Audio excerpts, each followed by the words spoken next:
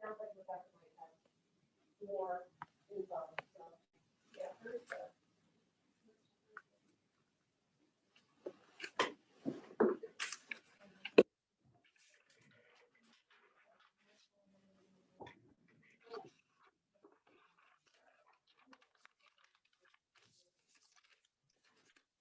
Hi, I just wanted you to know I came in. Oh, okay. I just saw your. No, that's great. I'm sorry. I just saw your text. I was in a department head meeting when you sent it to me. So for some reason, my phone is not beeping when I get text right now. Oh, that's Oh, what's going on? great. All right, well, I'm gonna get on the call. Okay, great. I got an email from Robin Healthand. Oh, okay. Very interesting. I can see where this is going. Yes. Okay. All right. I'll see you in a minute.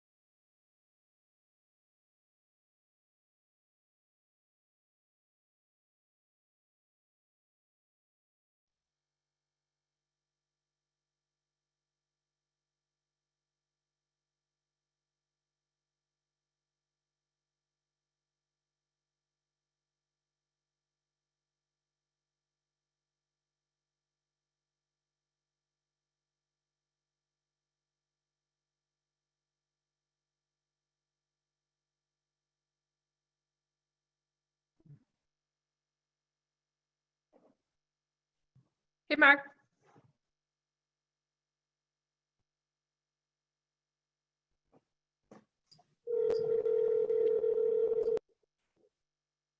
Sorry. Good morning, Betsy. Hi, how I'm are you? doing things good, thanks. I'm doing things a little differently today. We're doing it in webinar format, and I'm promoting people as they come in, people that I recognize to be a panelist, so Okay. that we can return to this casual environment that I would prefer. If I don't recognize you, I will not promote you, but I will ask that you identify yourself.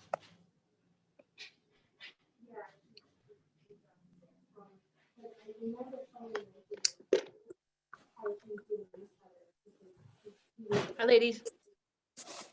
Hello, Betsy. Hey, Richard.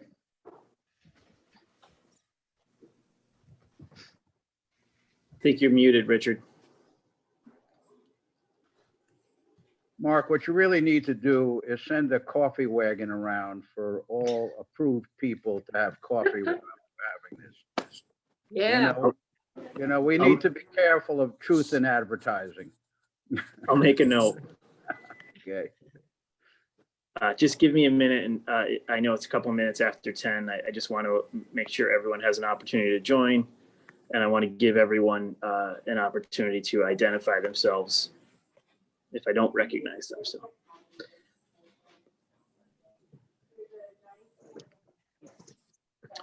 There's someone on the line with that's calling in with the last 3 digits of their phone number is all I can see. It's 498. I would just ask that you raise your hand or message me and identify yourself, and I'm happy to promote you if I recognize you.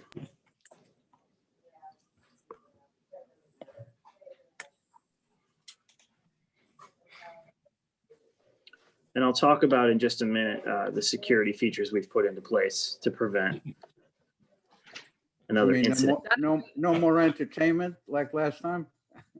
I hope not. Yeah. It's not as bad as the security that Berkshire's has. Holy moly, couldn't get into that meeting.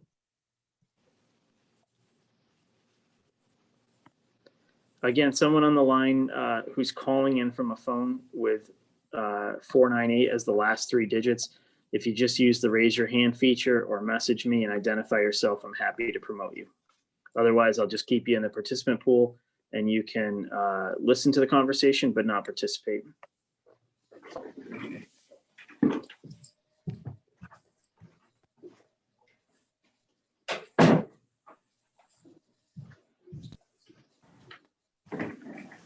Of course, I realize it doesn't matter how many security features we put into place. They're going to beat us at some point. But we'll keep trying.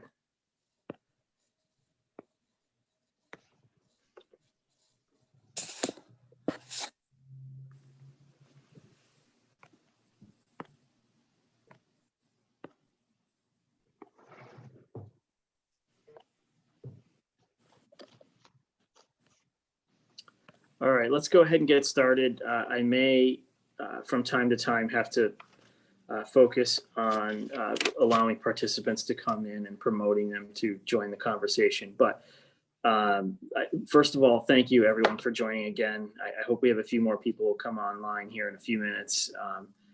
And before we get started, I wanted to, again, apologize for the Zoom bombing incident at our last meeting. And I think it was probably a good lesson for us ultimately, because we've since tightened up our security quite a bit.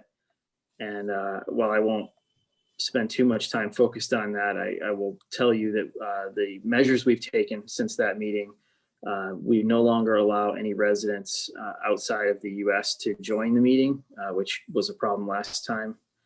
We've disabled the ability to change your name, which was something that was a problem at our last meeting.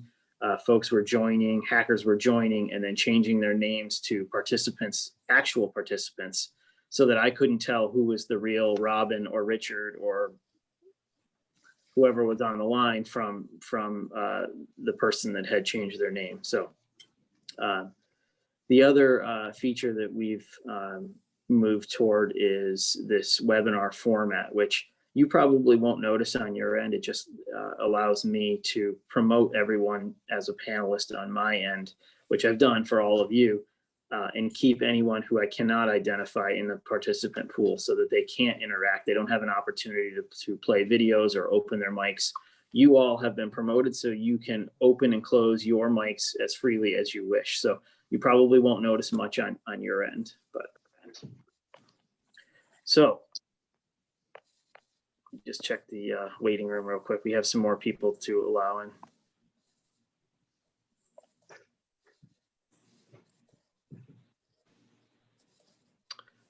Once again, I see two people in the waiting room that I'd like to identify before I admit as a participant. So if you could please identify yourselves. The first one is a phone number ending in 498, and the second one is an individual named John L. If you can just message me or raise your hand and let me know who you are, I'd be happy to promote you.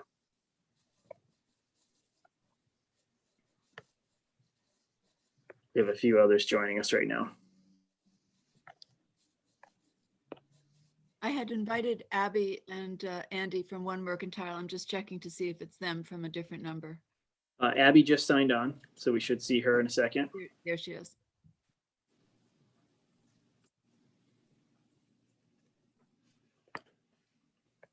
And I still see a few people in the waiting room that I can't promote because I can't identify them. So I'll let them use the raise your hand feature and get my attention. Otherwise, I'll just keep them in the participant pool where they can just watch. So again, to recap for those of you that missed and are just joining, thank you again. And we have improved our security features significantly since the last meeting to avoid another incident. And so going forward, I don't expect any more, but like I said, they're always going to try to stay one step ahead of us. So we'll do the best we can. But all of you have been promoted to panelists, so you can open and close your mics as freely as you wish. And I may be distracted from time to time, keeping an eye on the waiting room, but I'll try to stay focused. So I guess first off, I just wanted to cover a few topics before we dive into an open discussion. And that's to just note that I'd like to keep this to a once a month meeting going forward. So the first Wednesday of each month at 10 o'clock, just so that everyone can anticipate it, keep it in their calendars, and expect that we'll hold this meeting. I do have one question for you that I'd really love some feedback on, and that's a question related to not only frequency, but the type of virtual coffees that I hold. Would it be beneficial, in your opinion, for me to have a virtual coffee that's focused on the business community and a separate virtual coffee that's focused on our residential community? I don't know if there's much crossover here, but I'd love to get some feedback. So what I was thinking about as you were introducing that idea, I think maybe starting with a list of topics for discussion before the meeting, and maybe that, you know, in the long run, that may help you figure out what people really want to talk about. Sounds good. We can do that. Anyone else have an opinion they want to share on that? I like the idea of it being both. I think that there's some valuable crossover by having everyone involved. Sounds good. So keep it open to everyone, but just have an agenda that's shared in advance. Yeah, I think that's helpful, and then you can cull it down and, you know, present it whatever you think is appropriate. But I think that gives everybody a voice and allows the meeting to be a little more focused. Okay. All right. Well, thank you all. I have some other updates that I'd like to share with you all before we open up the discussion. And that's items that we discussed at the last meeting. And I'll start with the sanitizing stations for downtown Great Barrington. Someone had asked me at the last meeting to consider installing some. And I talked to Rebecca Jerzik, our health agent. She did spend some time trying to purchase hand sanitizing stations and was unsuccessful. They are sold out everywhere. But in the meantime, I've asked her to go ahead and rent some. We do have access to rentals. So we will get some of those. We should have them very soon, and you'll see them popping up downtown, hopefully before the holiday shopping season ends. I'm hoping to get them in place within a week or two. So. Mark, I want to say something about that, and I can share this with Rebecca. When you go to have the town purchase the actual sanitizer, I was told by some folks that I'm in touch with from another town to make sure that it has the very high alcohol content and the low content of other ingredients, because as the weather gets colder, it can cause problems with freezing.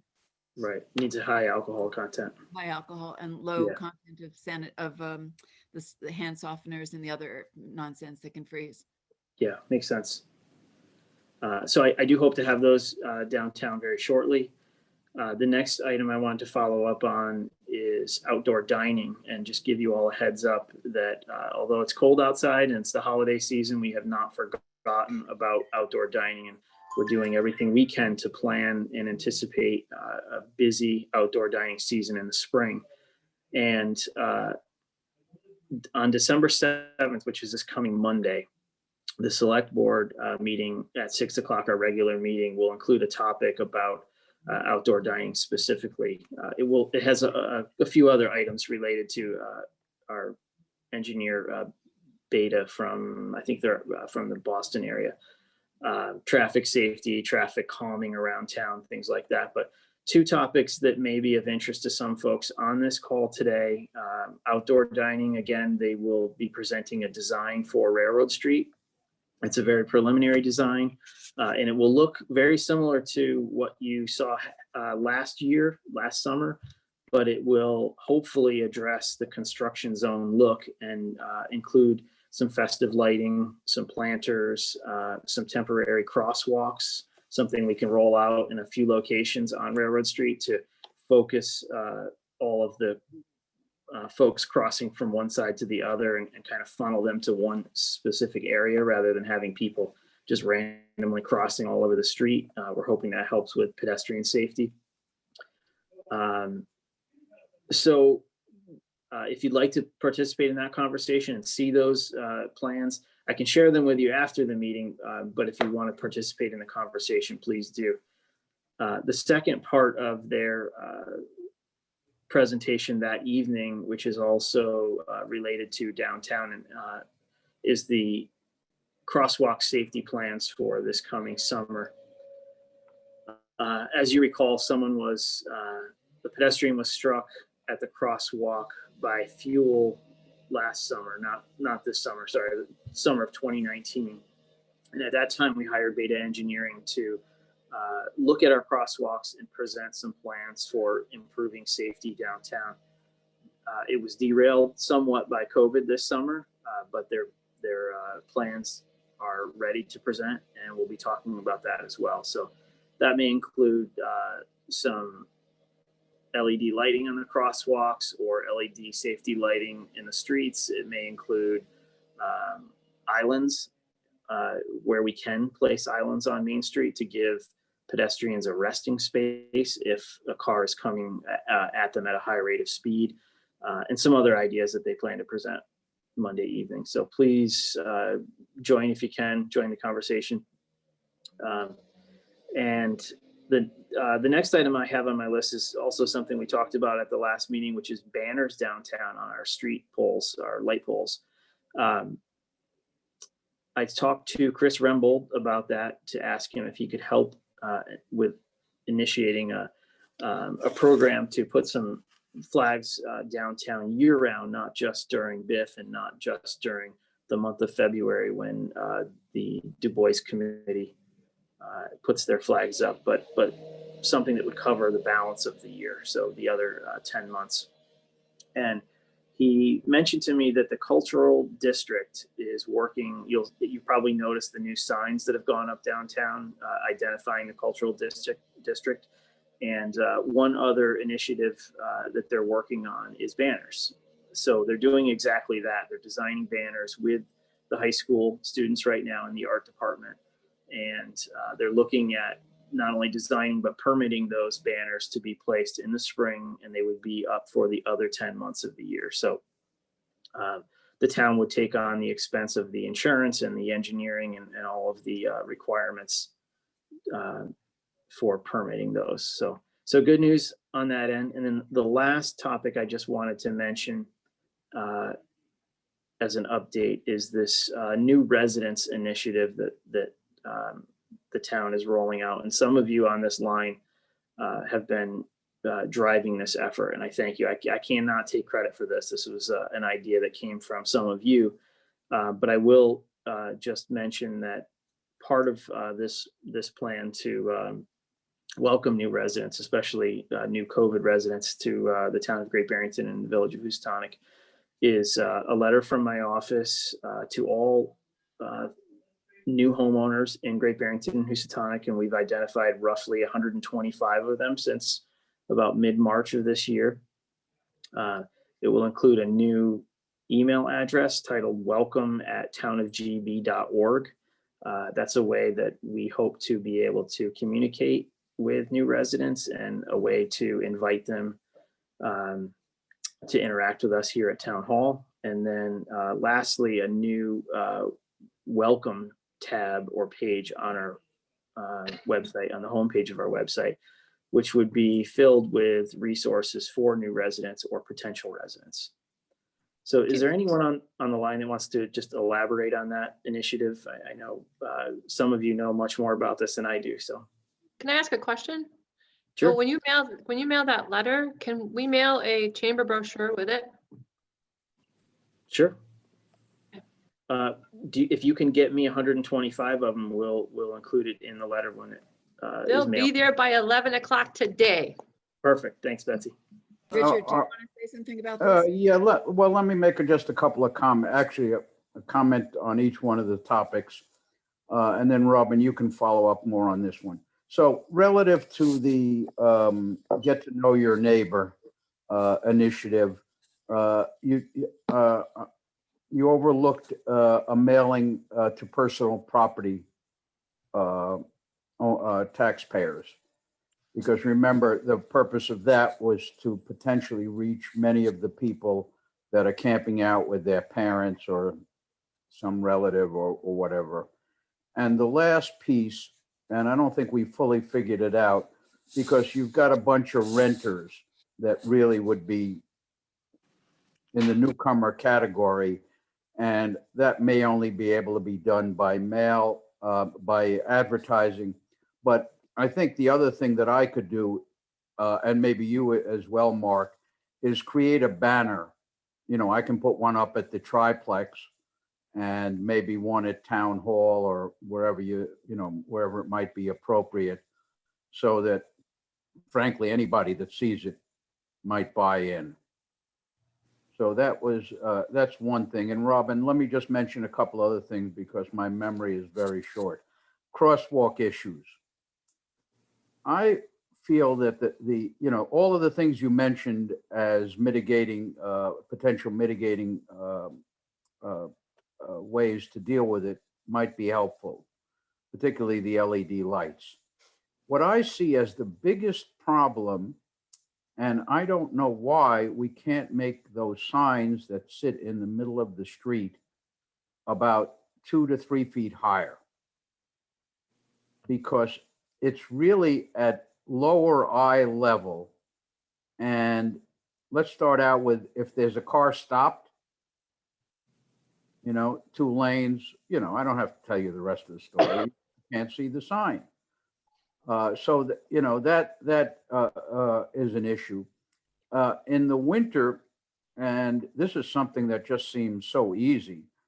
We take the signs in because we may have to plow.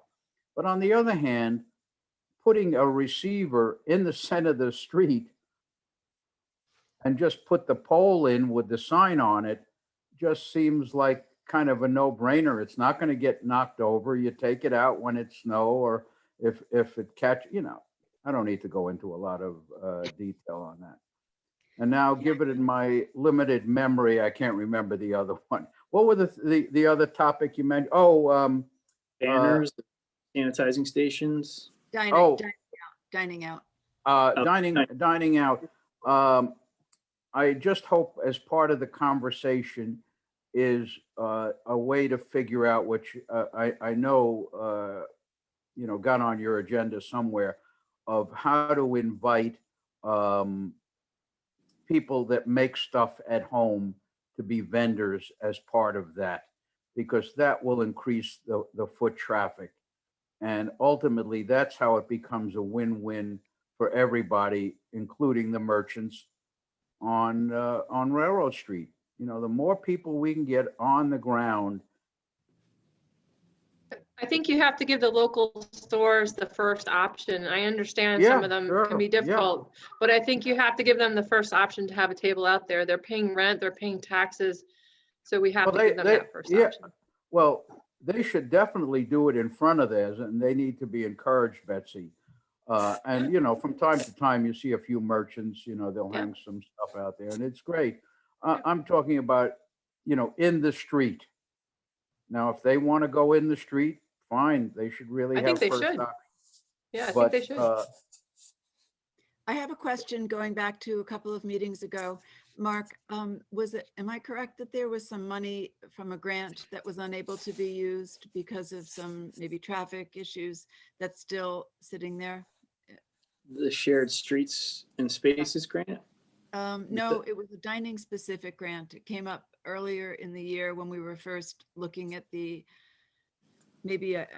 was the money that you were able to get a grant to deal with the outdoor dining, reversing the flow of traffic, and clearly, I know you mentioned there was a problem and it couldn't be implemented.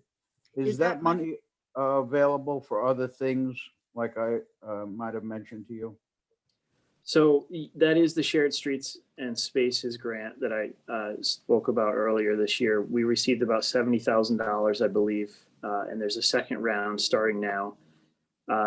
We did not expend a significant portion of that money because at the time, early on in March or April when we applied, we didn't really know what outdoor dining was going to look like downtown, and we unfortunately didn't propose the budget in a way that would be all that helpful to us. We did use it for to offset the cost of our DPW staff coming in on Fridays and Saturdays to set up and take down Railroad Street. But there is still money available, and the money that is available is being used to help design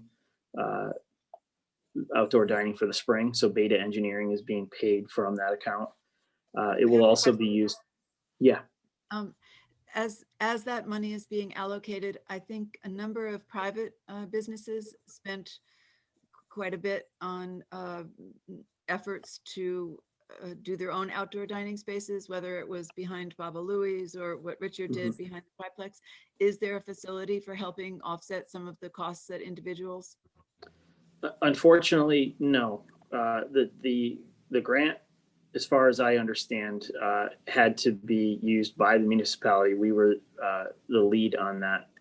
And there may be in the second round an option for helping businesses downtown, but the budget that we presented was pretty specific. It was outdoor porta potties, it was labor, it was signage, it was safety measures such as the water-filled dividers and cones and things like that. So it didn't allow us, based on what we applied for, to help small businesses. Again, we were kind of going into this without any experience, and the second round, of course, we'll know much more. But it did allow us also to expend engineering, which we will, of course, utilize this spring. Mark, could you share with us the, I know with all of these grants that the state puts out, these are things you can do with it. These are things you can't. Perhaps you could share with us, via email, what that's really all about. Because Sure. As you remember, when I brought it to your attention, it was by virtue of an article, I believe in the Eagle, that pointed out how some legislators were suggesting to a pizza operation somewhere out east, and it sounded like I don't know if it was this program or another program, they were able to get some money to be able to do it. Mhm. But that sort of brings up another thing. You talked about outdoor dining in the spring. Well, it's going to be a long winter. That's a question I have. So I think Chris is trying to get people together, and I sent you guys streetscaping for the winter. It was a whole report, which is done beautifully by an engineer company somewhere. They had a lot of ideas that we're not going to achieve, building little houses and all this other stuff, but they had some really simple ideas that we could even put our own idea into. And I know we're going to meet and talk about it, but can those funds be used for that? I'm just giving one example, there's a million, but where we build like iced kind of partitions, let's say on Railroad Street, just because, and people can sit in them, and then there's kind of fire pits in each section where people literally can get a cup of coffee and sit in this partitioned area, which is iced off, and sit around the fire pit. That's just one example. Do you know that if those funds can be used for that? It's possible. I'll have to check with Chris and Sean. They were the leads on this particular grant, but I think that the majority of the money will be expended between engineering, dividers, planters for the spring, lighting, and things like that. I believe the entire $70,000 by the time we paid for labor in 2020 and then design for 2021 will be fully expended. Is there anything else we can apply for, since, like Richard said, this is going to be a long winter, it's going to be a tough winter? If we could do, I'm just giving an example. There's these S-shaped, you put ice kind of in S-shaped areas, people sit on either side. There's a fire pit in the center. There's a million things you could do, but if that could be in different parts of the town, like let's say one of them would be in front of like the Barrington house, the next one would be on Railroad Street, one would be down near the intersection of Castle and Main. I'm just throwing that out there. But if these little areas where, you know, 4 family members could sit in each little section and they're separated from the next section, if those were throughout town, that could at least bring people down so somebody could sit down while somebody's in shopping at Set, or, you know, different areas. So I think that could be really helpful. Is there something we can apply to get funds for that? Because that's all engineered out already. The study's already done. Mhm. Let me chat with Chris and Sean and get back to you. I made a note and I'll follow up at the next meeting. Yeah, Mark, let me just mention, following up on Betsy's thought, I've observed, you know, I've put off each week taking the tables and chairs down from behind the Barrington house. Sometimes, you know, one of the restaurants has asked me to do it when I thought it was getting too cold. And even the other day, I think I was at the triplex, what's today, Wednesday? Maybe Monday. I thought Monday was a pretty cold day. And I see people sitting out there. So it sure sounds like, you know, something like what Betsy's suggesting would definitely have an appeal. And, you know, the other thing is, what unique things can we as a town do that other towns aren't doing? I'll tell you, it sounds really silly and it sounds like, how are we going to maintain this? But I think we're just going to have to find a way. I'm living on a lake. I've done some crazy things. And one of the things I did was fill 5-gallon buckets with snow and ice, let them freeze, warm them up, flip them over. And I had actually holes to put candles in them. So they actually made like a wall on the beginning of the lake where my kids would go in and out. That could easily, I was telling Chris, that could easily be done. We could create these, you know, little sections, little shapes, and where we could have a small table and a couple of chairs. And, you know, yes, there's a lot of questions. Who maintains that? Who cleans that? I get it. But I think we just have to start somewhere and come up with a plan. And that might not be the right plan. I'm just throwing that out there. I had to step away for a moment, but Mark, I'm going to try and join Monday, but if I can't, I just wanted to throw out one other idea regarding the crossings issue. I've seen in a number of other towns where they have a, let's call it an umbrella stand, for lack of better term, obviously an outdoor weatherproof one with a weighted bottom. And they have these bright orange flags. And when a person goes to cross the street, they pick up an orange flag at one end, they carry it with them. And then there's a similar umbrella type stand at the other, and they put it down. And I'm wondering if that can be incorporated. It's a low cost, very highly visible way to make sure that people can be seen as they cross, because those orange flags really do draw attention. The other issue is height, because every vehicle is a different height. So I cross the road almost every single day. And if there's a huge truck parked near the center of the road and you're walking in front of that truck, that person behind them is not seeing what's going on. I mean, yes, they should stop automatically because the truck stopped, but it doesn't happen. I always stop right after the first vehicle and look because I'm afraid of getting clobbered. So I think it's height also. If maybe there was something that went up in the air that was just an orange, I don't know, something for different heights. So people are seeing something is happening ahead. With a reflective strip so that it's effective in the evening and, you know, when there's low light. It's just a low cost measure. And yes, some of them will be stolen or what have you, but I think it's a great way to at least start getting something going. Oh, Sure. Speaking of that, Mark, here's a simple, marry the two ideas that I mentioned. Start with a higher sign and put a flag on it, because anytime you've got movement, it catches people's attention. And often signs, when they're there for a long time, almost become invisible. So that same flag that Robin was suggesting, put one in addition on top of the sign, and maybe. Okay, now I remembered the thing that my limited memory, the banners. One of the problems with the banners and really being seen and feeling like part of the fabric of the streetscape is the height. So if you look at our bylaw, I think it says 10 feet. Anything, an awning, a banner, I think that is just excessive. I know why it's there, just in case a 10-foot truck gets under it.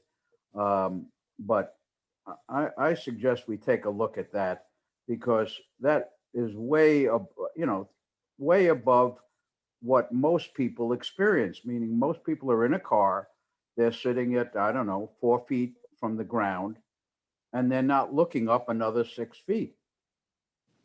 I mean, I remember commenting to Biff a couple of times, hey, did you get your banners up? Oh yeah, it's been up for a week. So I went back, oh yeah, they were there. And I'm driving back and forth over the street, and they sure as heck were there. Can I give us an update on that? Betsy and Ed know this. I'm one of 2 people running the banner project for the Great Barrington Cultural District, and working with Neil to get the students to do the art. And I'll just say, the art is going to be on each banner, individual cultural institutions within the Great Barrington Cultural District. So we're very excited about that. Richard, we are bringing in an engineer. The cost of this is going to be something that we'll be voting on basically, but it's already been pre-approved as a cultural district expense. Ed has agreed to let us look, among other things, at the height. So we are going to be looking at that. Excellent. And they've also allowed us to expand the size of the banners. So hopefully they will be more visible, just on the basis of the fact that the size is larger, and they will be 2-sided. We're addressing the cost element of putting them up and taking them down by coordinating with you at BIF among the WB Du Bois people, so that when one set of banners comes down, the other simultaneously goes up. Great, excellent. Just be careful, because during the 250th, we put banners up all over the place, and down in front of Reed's Cleaners, we had one facing the road on the roadside, and a truck wiped it right out. We had it down too low. Yeah. So that is- just that be is careful. one If you have 2 options, the height and then in or out, Yeah. just have to be cautious of that. Yeah. The other thing I wanted to mention before I forget, circling back to crosswalk safety, and I will take your ideas and bring them to Sean, so I appreciate that. I also forgot to mention that it will be, we will be, as a town, also stepping up our traffic enforcement downtown. We just received another grant yesterday for traffic enforcement, which will allow us to hire additional staff to help us target areas of high speed in town, and also target Main Street in particular, to get cars to slow down when they come through Main Street. So, Mark, can I request 2 agenda items for next month or the month after?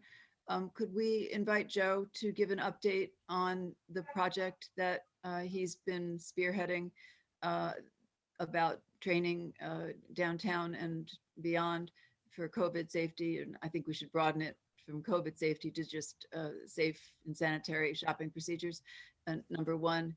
And my short memory just left me for number 2.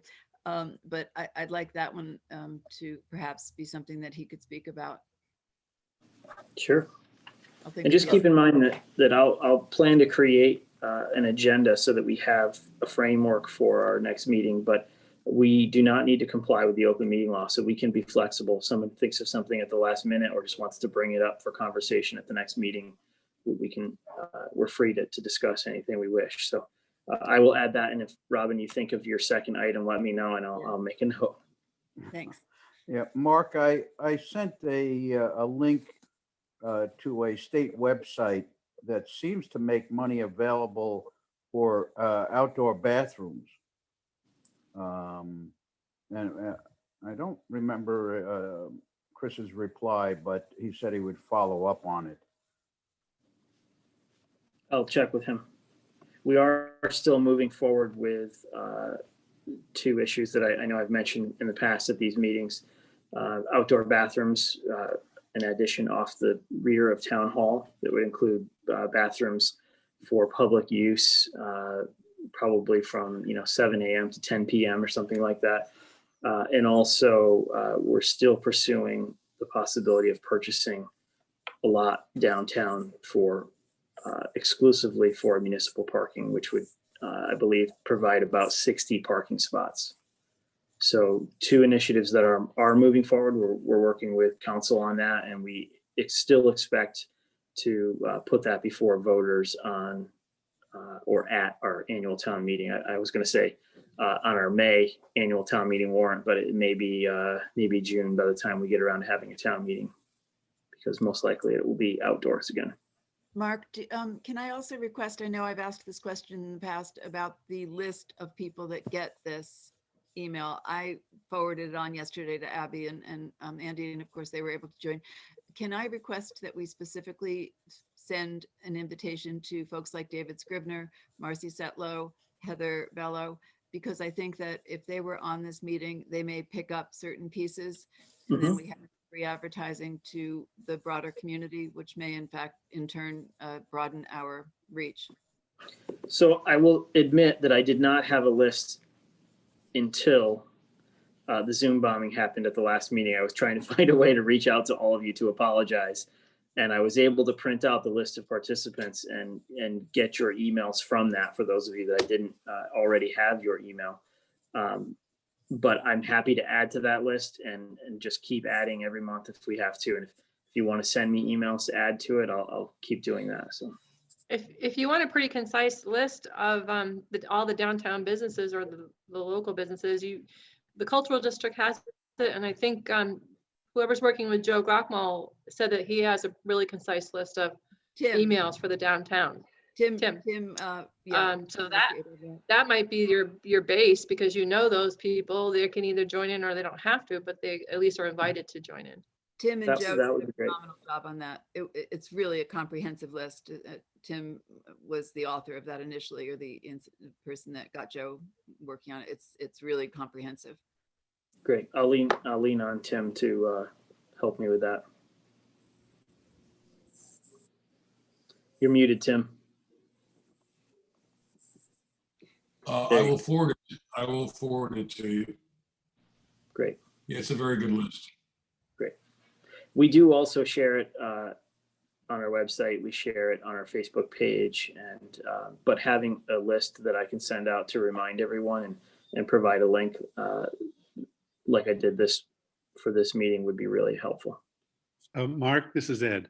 Hey. It's not on the town's meeting calendar, which would probably be useful. It's not on the town meeting calendar? Right.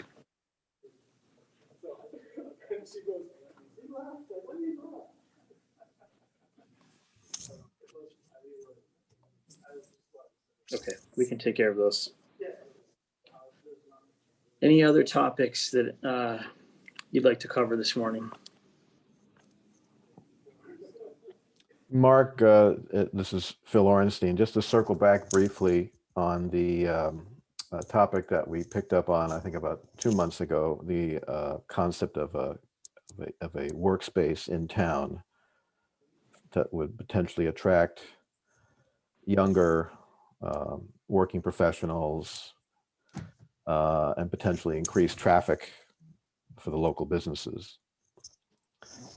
Just a quick rewind. Yeah, exactly. Obviously, there are many complexities and reasons why that would not work due to COVID concerns.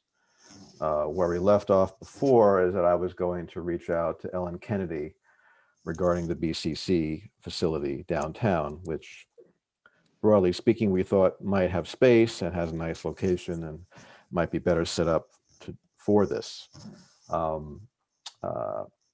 As you may recall, I reached out to her. She initially said she'll look into it or have her team look into it, and I never heard back after, and I reminded her a few times and to no avail. So just circling back on the issue, yeah, obviously no progress to report there, but I'm just wondering if that's something that the town has considered pursuing in some other ways, or if anyone on the call has considered pursuing in other ways. There have been a few, private attempts to do that. I think they've followed through. The BCC building is under contract, so BCC isn't going to have it much longer. Oh, The Flying Church has room. It's not cheap, but it's empty. There is the Berkshire Barrington Co-op workspace, which is in the blue building past, just past Oh. Days Inn. And Is they that one have open a up? second floor, which is open. Yep, there's a sign out front, workspace for rent. Oh, good. That was one of the ones I thought hadn't happened.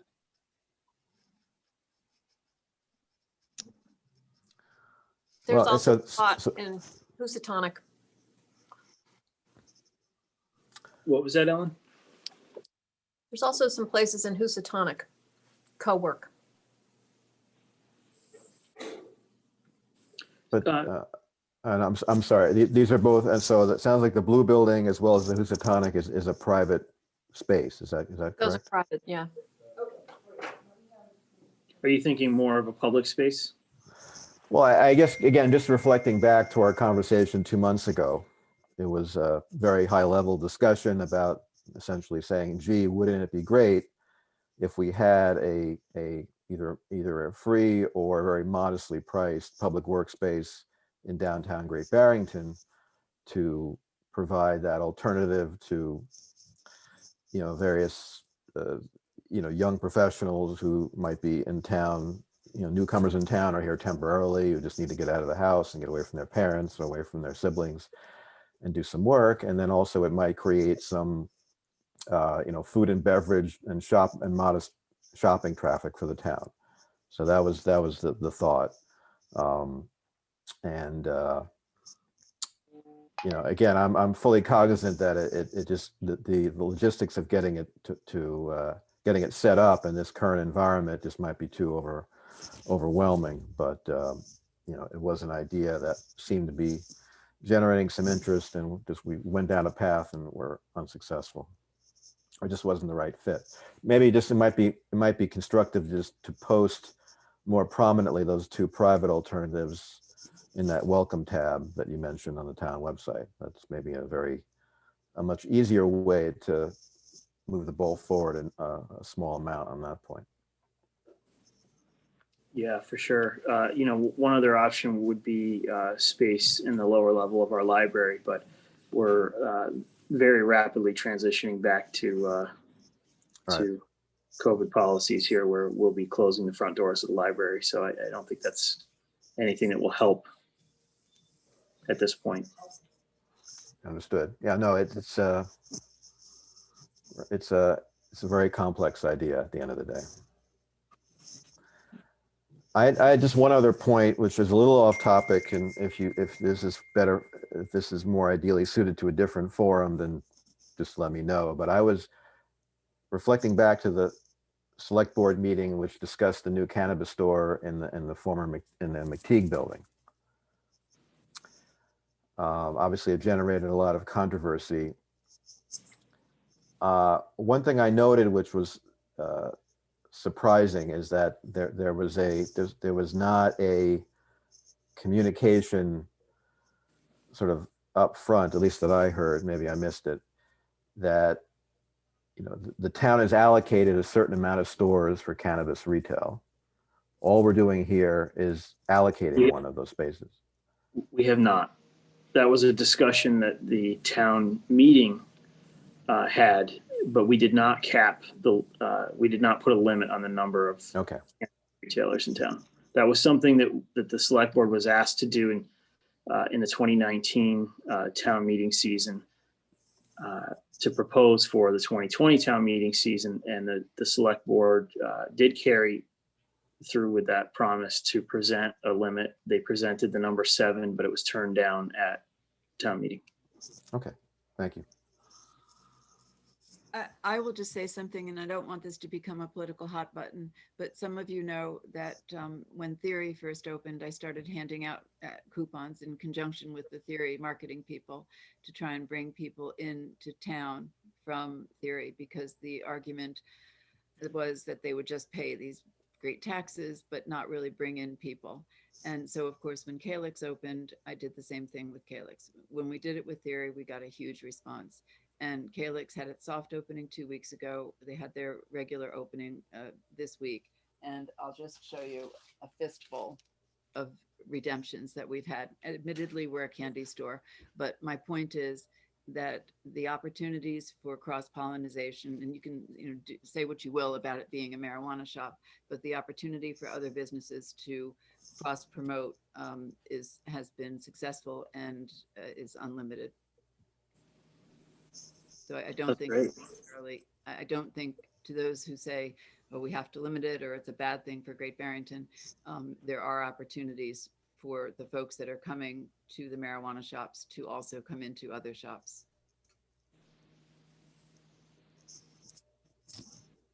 That's great. Anyone else? No, looks like we're closing in on 11 o'clock. So I just, again, wanted to say thank you for everyone who joined. It looks like our security measures worked. And we'll continue to use this format going forward. So Tim, I'll reach out to you to try to take advantage of that email list for our next meeting and spread the word even further. And if each of you on this call can tag someone in your circle and ask them to participate, I think that would be really helpful. So thanks again, and we'll see you in a month. Thank you. Thanks, Mark. Have a great holiday season, everyone.